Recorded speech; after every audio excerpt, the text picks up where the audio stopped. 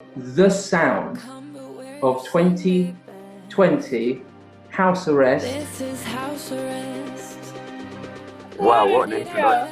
introduction. I broke my foot on stage in Australia, and we had to cancel our tours. We had to stay at home for 2 months, and it kind of felt like we were under house arrest because we couldn't move, and we were used to touring all the time.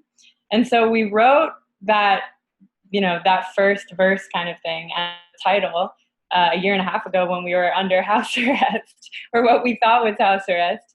And then we didn't work on it for a bit. Probably it was like a year later when, we managed to collaborate with Gorgon City. No, 6 months. 6 months. Yeah. Anyway, it was a period of time. And in that period of time, obviously the world was starting to change a lot. And when we received back the first version from them, we realized that it was called house arrest. And then we were literally under house arrest, and the entire world was under house arrest at the exact same time. It was like a click moment when we heard the song back, because we hadn't heard it in a couple months, honestly. And not only did we love it, but we were like, wait, this is the most relatable thing on every single continent in the world. When else are you going to have that opportunity to relate to that many people at once? Yeah, that was funny because when we worked on it as well with them, when we first got the demo, that was just before the lockdown as well. So we were kind of both working on it, not really realizing what was going to happen. And I think a lot of people have been surprised to hear that it was just pure serendipity that it came about. And I think for a lot of people, the recognition that such a great high quality output could be produced during a period of lockdown or house arrest, the hits are still coming. For business people particularly, to know that and to gravitate that is powerful. What advice would you give to people out there who are, say, struggling to think that they could ever recreate something they have in the past, or keep working at a same level that they have, or that the world is so busy now that they just can't do anything anymore. They have to give up. It is difficult. It is challenging, and I've spoke to a lot of other producers and writers in the same situation, and a lot of people are struggling. It is difficult to get your mind in the right headspace, especially for us. We have work coming in, and we think we have a gig next month, and then it gets cancelled, and it keeps going on like that. So it is difficult to get your mind in the right space. But I think you just got to just train your mind to just think about the future, and one that it is going to come back. We are going to be able to work again, and just using this free time constructively, and just getting as much work as possible. I think for us, it was sort of just like being creative, and like we're so used to being like all of us. We're so used to being so busy all the time that it was kind of a scary thing to not be. And so we kind of just made ourselves busy. And we started DJing live. We'd never done anything on live, like Instagram Live, or I didn't even know what Twitch was really, like 6 months ago or something. And now we've gone, 168 days in a row DJing a live stream, and sort of this whole like community built around it. And it turned out so many people needed something, like they needed the hope and they needed the connection, and so many people are stuck alone. And it is mentally probably one of the hardest periods of all our lifetimes for a lot of people, especially mentally and economically.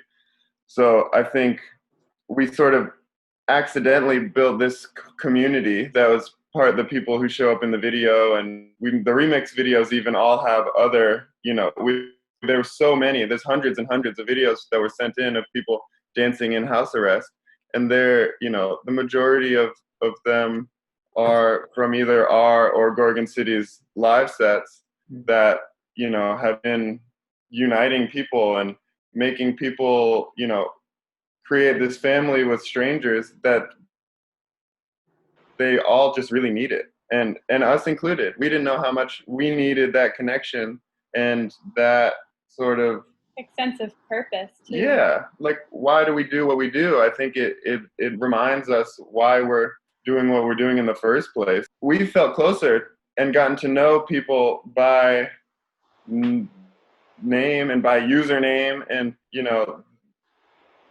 that was never the case before. So in a weird way, we feel closer to people, and we know the stories. Like, we know what they're going through. We know which of our fans are getting evicted right now, and we're doing our best to try to help. So there's something I wanted to ask you about. You've created this enormous hit, and you've done so in a non-traditional way, because you've had to utilize remote working to do that. And that's something that a lot of businesses across the world are having to come to terms with. So is there something you could talk around how you found that, how you've used remote working to produce something of such value? Just making the time to work on things, and just being good at communicating with each other. Like, yeah, I've worked on this today. Do you want to work on it a bit now, and send it back and forth? So that sort of is one of the challenges of doing it, just being able to communicate better, really. Yeah, I think obviously, I'm sure like all kind of international businesses go through it as well with the whole time zone thing. Time can be an issue. Obviously with me and Kai, it's, now that he's in Chicago, he's like, I don't know, 8 hours time difference or something. So that's something which we've had to kind of like adapt with, because normally it's like we wake up and it's like we go to the studio and we see each other at like midday in London at our studio. And then we just work on tracks for a day, and then that's it. And then we, your schedule in a way, your kind of your process. And this period has changed that process. And we, just like everyone, we've all had to adapt. We're lucky that we have been quite productive over this period, and we have kind of pretty much, nearly finished a whole new album since the beginning of lockdown. Obviously we'd started quite a few of the tracks before lockdown, but we've managed to pretty much finish it. And then we're gonna, now that Kai's back in London, we're gonna obviously box the whole thing off in the next few weeks, and then hopefully send it off to mastering at the end of those couple of weeks. Normally in our normal lives, when it comes to our career, we only really have roughly about 1 or 2 days a week in the studio, because the rest of the time we're always on the road. So we'll come back to London, and we'll obviously be writing on the road on our laptops, so on planes, on trains, in hotel rooms. But when it comes to actual like proper studio time in front of a computer and speakers, like and in with all your gear, normally we only have 1 or 2 days a week. So this period has actually in a way given us more studio time, but obviously we're separate, so it's different. But it has been, and I'm sure for a lot of producers out there, like it's been it has been for some people a really productive period. Things like inspiration is an issue, because obviously we're not playing in the clubs, we're not playing in these festivals that we get all this amazing energy from the crowd and from our fans and from people around us, other DJs, other writers, songwriters, producers, that you get that energy from. We've missed that. Obviously everyone has missed that connection that we're so used to having.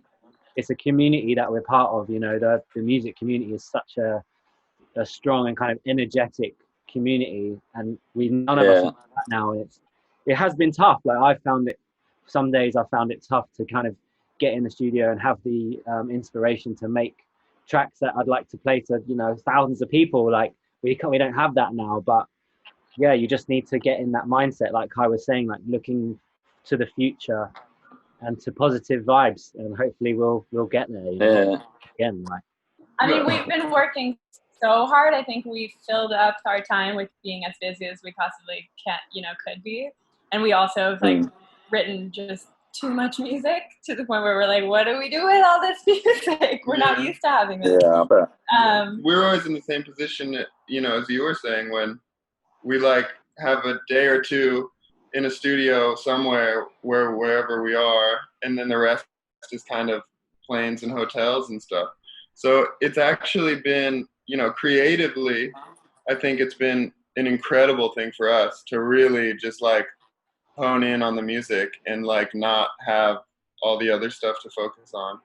But yeah, there definitely are positives that have come from it. We've kind of taken this time as well to concentrate on the label and signing a lot of new acts from all over the world.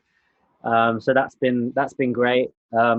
People are being productive all over the world. There's so many producers out there, writing tunes that are just really, really amazing, and we're lucky enough to be able to sign. We have a new song coming out September 18th called "Emergency," which also was written way before the worldwide emergency. It has nothing to do with it. We're not trying to do that again. Yeah, sure. But, I think you're just saying that now.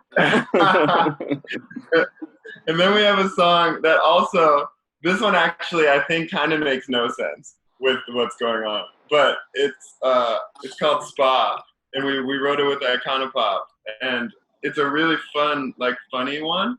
But the whole idea is, I'm done with the club, just take me to the spa. So it's like after a long night at the club and you want to go into the spa, which no one will relate to at all. Yeah, and they're all closed. All the spas are closed as well. So. There's no spas and there's no nightclubs to be sick of. So, but I think that we love the song, so we'll see what happens. Thank you so much, and look forward to getting this up on Forbes fairly soon. Yeah, thanks so much for having us, man. No problem. Thank you so much.